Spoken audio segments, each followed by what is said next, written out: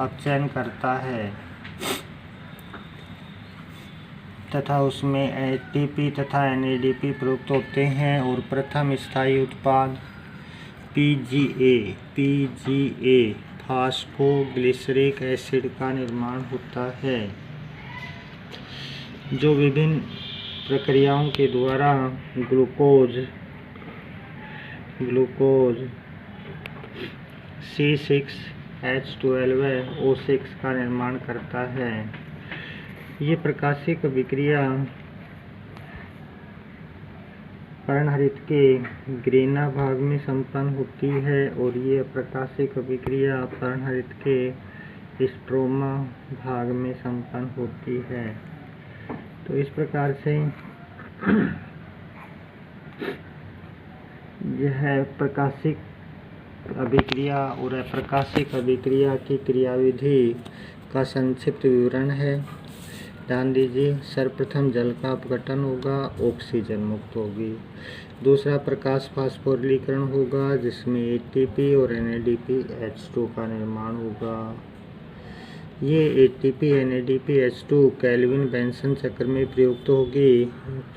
राइबोलोज बायोफॉस्फेट carbon dioxide के 6 अणुओं की उपस्थिति में अपचयन होता है और पहला स्थायी उत्पाद फास्फोग्लिसरिक अम्ल बनता है, जिससे विभिन्न मध्यवर्ती क्रियाओं के द्वारा ग्लूकोज का निर्माण हो जाता है।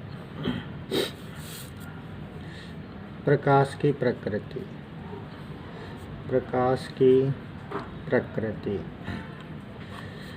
प्रकाश विद्युत चुंबकीय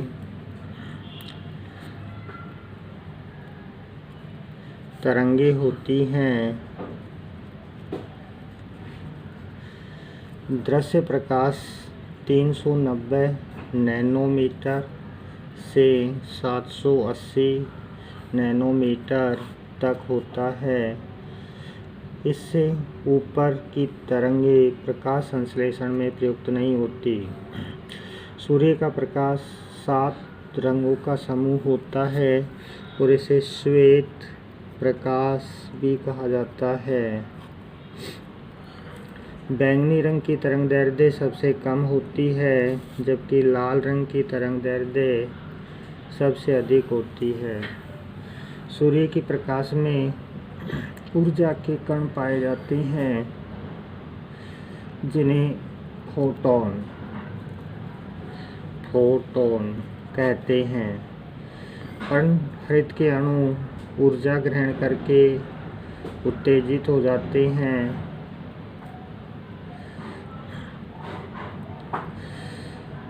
पर्णहरित के अणु को उत्तेजित होने के लिए 8 से 10 फोटॉन की आवश्यकता होती है। इसे क्वांटम आवश्यकता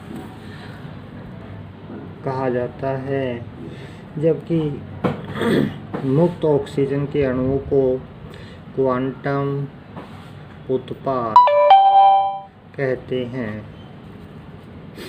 सूर्य का जो विद्युत चुंबकीय तरंगे होती हैं प्रकाश में, उसमें दृश्य प्रकाश 390 नैनोमीटर से 780 नैनोमीटर तक होता है।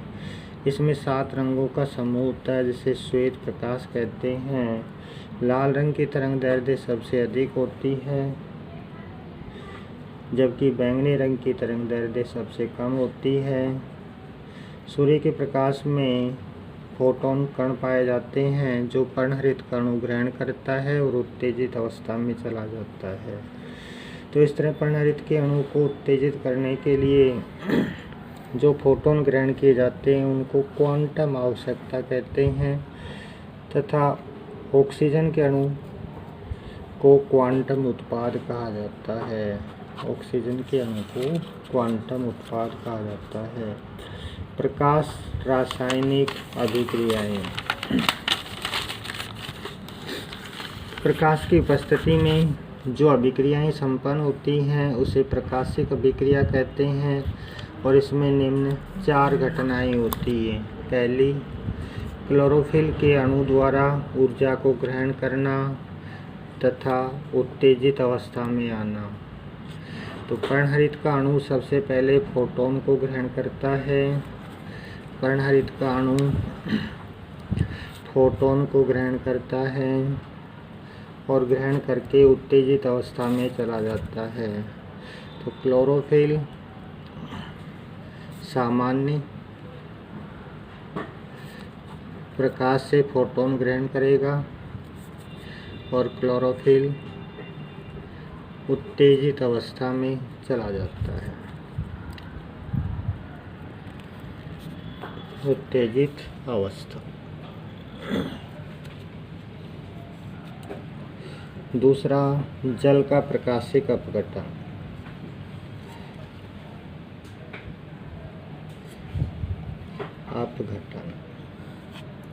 प्रकाश की उपस्थिति में जल का अपघटन होता है, जिसके फलस्वरूप H+ आयन, इलेक्ट्रॉन और ऑक्सीजन मुक्त होती है। 2H2O प्रकाश की उपस्थिति में अपघटित होगा 4H+ ion plus 4 electron plus oxygen. तीसरा, NADH+H+ अणुओं का निर्माण। इलेक्ट्रॉनों में उपस्थित ऊर्जा का उपयोग उच्च अपचय शक्ति के निर्माण में किया जाता है। जल से मुक्त होने वाले हाइड्रोजन आयन NAD+ के साथ संयोग करके उच्च अपचयक शक्ति NADH2 का निर्माण करते हैं। NAD+ plus 4H+ plus electron is equal to 2 NADH plus H+ का निर्माण कर लेते हैं। ये उच्च अपचयक शक्ति है प्रकाशिक अभिक्रिया में कार्बन डाइऑक्साइड के अपचयन में प्रयुक्त होती है।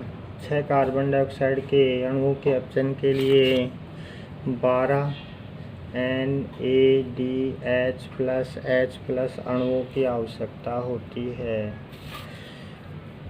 डी। चौथा, प्रकाश फास्फोरिलीकरण।